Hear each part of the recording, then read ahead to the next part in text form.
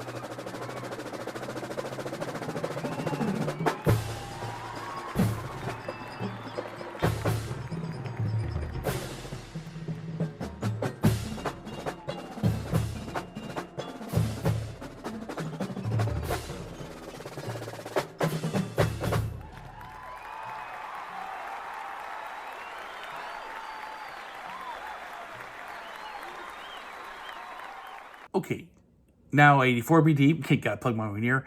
And this is Carnival number 9. Again, this is our percussion feature. This is the first version of KE9. KE9 was done in '85. And this is a fun one to hear performed. This is the time I actually played with the line briefly in rehearsal. There was a time the contrabasses played cymbals. And also auxiliary percussion at the very beginning. You hear guys in the jingle bells, and those are sleigh bells, and those are the contra players who played cymbals during this feature. Well, one day the contras were off doing their own drill, and Float needed some guys to fill those holes so he could run the line with the full 12 plate line. He comes with a brass line, asked me if he wants to join in. I said hell yeah. So for 20 minutes, I was part of a Tom Float drum line, which was awesome. In fact, it might have been what inspired me to play cymbals for Oakland Crusaders 2 years later when I was in England. So there you go, '84, Carnival number 9.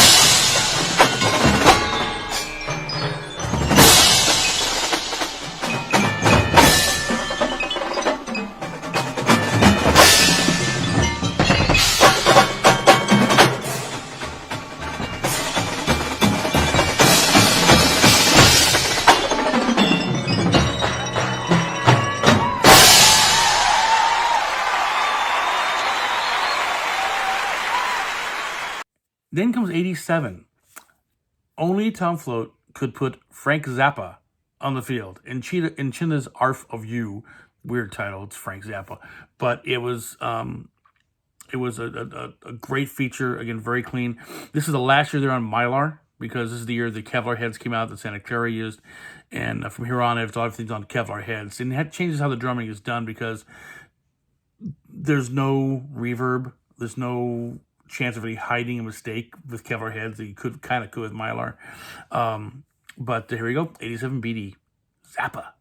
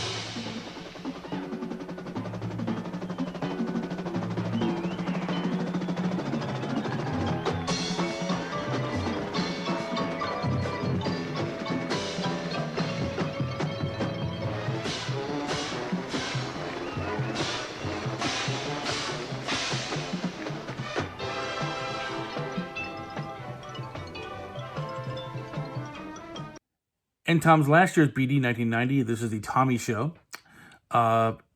This is, I don't remember the name of the actual track from this one, but this is, again, the Tom at his best.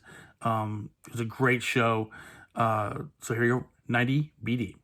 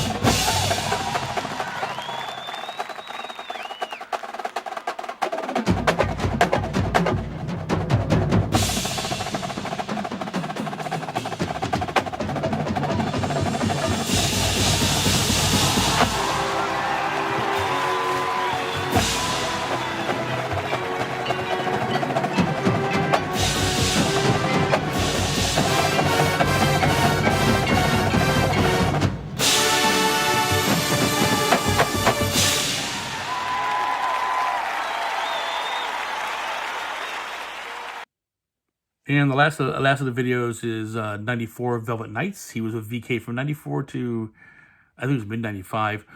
This is the last year VK made finals. And just one more clip of Tom's work. Apologies for the look of the drums. Trust me, live, they were much worse than the eyes. Very, very neon. 94 VK.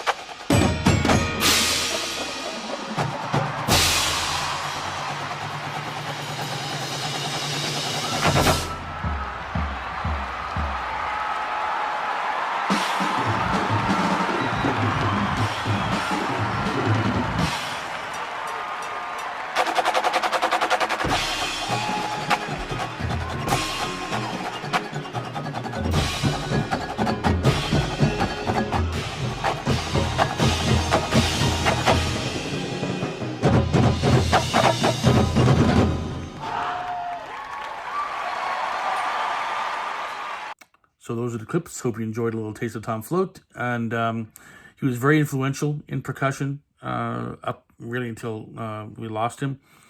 The amount of love that's come out from people who were under his instruction for those 20 years that we see in a Facebook group, Tom Float Drummers, they all say the same thing, that he was a huge influence on their life. He really took his talents and ran with it and influenced others, which is a great thing to do. 20 years in activity, 4 drum titles, 2 that should have been, influencing activity, everything he did for the people who marched for him, all the love that's left for him. Not a really bad legacy to leave. So as we leave you, I leave you with one more thing that came from 82 BD, and it's a list of Tom Floatisms. And read them in a kind of a California surfer voice. That's kind of what it was like. And this will be on screen. In the background is the end of 86 BD. So rest in peace, Tom Float. Dude, you were awesome.